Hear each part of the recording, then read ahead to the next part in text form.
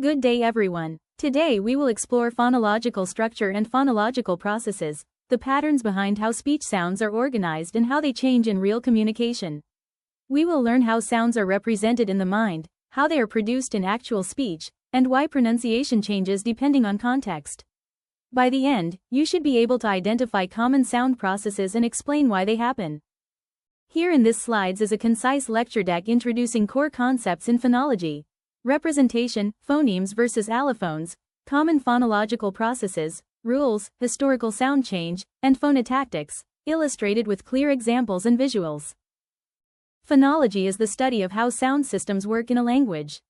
It looks at patterns, not just how sounds are physically produced, but how they function in our minds. For example, English speakers know that the sounds b and p can change meaning. If I say bat and pat, changing one sound changes the whole word. That shows those sounds are meaningful units in English. Phonology also studies which sound combinations are allowed.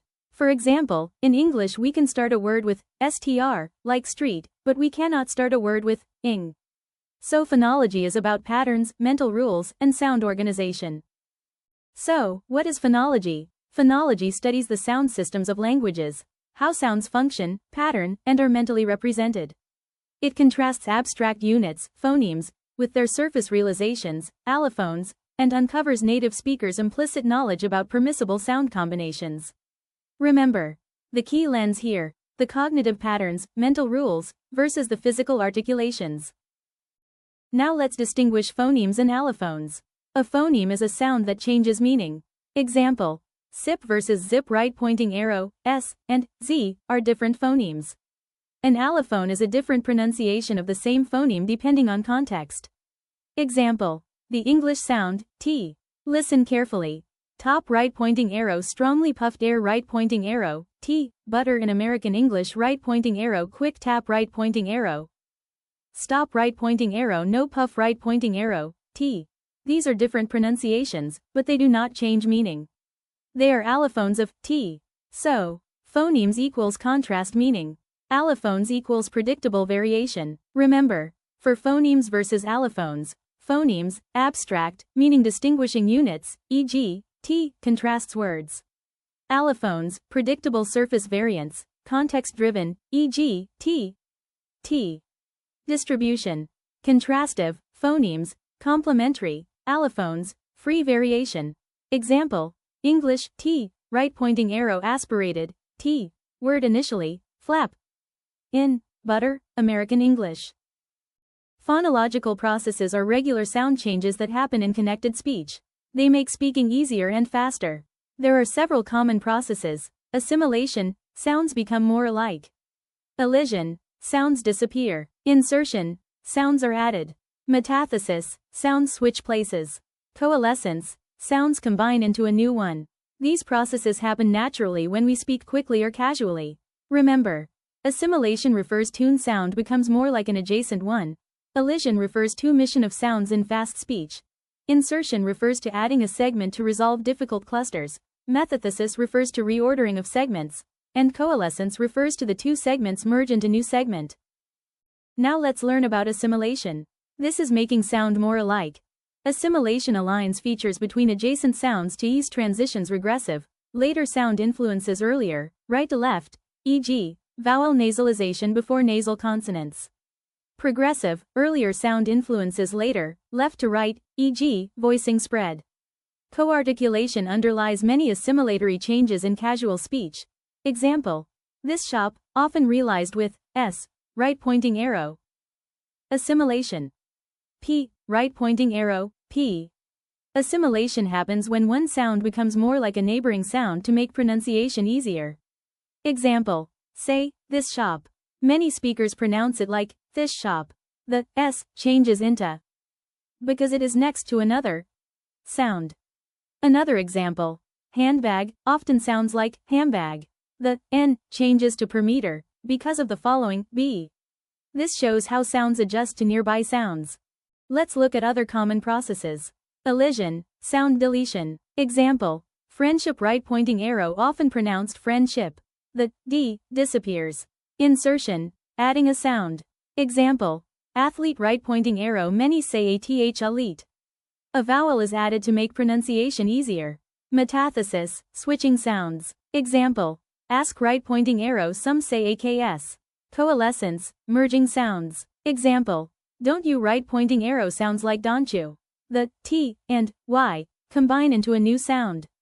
These show how natural speech changes from the dictionary form. Remember, elision is the omission of segments. Friendship, right pointing arrow, frenep, insertion, epenthesis, is a way of adding segments to break clusters. Athlete, right pointing arrow, a theta lit. Metathesis is the reordering. Ask, right pointing arrow, aches, and coalescence be like, don't you, right pointing arrow, don't you, affrication of T plus J. In phonology, we distinguish between underlying form, the mental or basic version of a word. Surface form, what we actually pronounce. Example. The underlying form of handbag has N and B. But the surface form becomes handbag because of assimilation. Phonological rules explain how we move from underlying to surface pronunciation. Sound change happens over long periods of time across generations. For example, Old English pronunciation was very different from modern English. The word night used to pronounce the K and GH. Today we say only nat. Sound change is systematic, it follows patterns and spreads through communities. Accent differences also show ongoing sound change. For example, some Americans pronounce caught and caught the same, while others pronounce them differently. For the sound change in historical phonology, sound change, regular, systematic shifts altering phonological systems across generations. Regularity. Many changes apply broadly, e.g., Grimm's law shift stop series in Proto-Indo-European right-pointing arrow Proto-Germanic. Condition changes. Context-driven, before front vowels, before, L, etc. Ongoing variation. Regional changes, e.g., vowel laxing in Pittsburgh English. Phonotactics refers to the rules about which sound combinations are allowed in a language. For example, English allows SPL in splash, but English does not allow LPS at the beginning of a word. Syllables also have structure. Onset, beginning consonant. Nucleus, vowel. Coda, ending consonant. Example. Cat, K, onset, A, nucleus, T, coda. Different languages have different syllable rules. Remember this. Phonotactics define acceptable sound sequences. Syllable structure breaks words into onset, nucleus, and coda. The sonority hierarchy guides permissible cluster shapes in syllable parsing. For sonority hierarchy, vowels greater than glides greater than liquids greater than nasals greater than fricatives greater than stops, predicts syllable sequencing. And the language and specific constraints. Some languages ban complex codas or onset clusters, others permit long consonant sequences. To sum up in this discussion, remember this important ideas in phonological process. Phonological structure links abstract representations with surface sounds through rules and processes. Processes, assimilation, elision, insertion, metathesis, coalescence, shape fluent speech and vary by context. Historical change and phonotactics reveal long-term system dynamics and constraints on sequences. I hope you learn from this topic. Thank you for paying attention.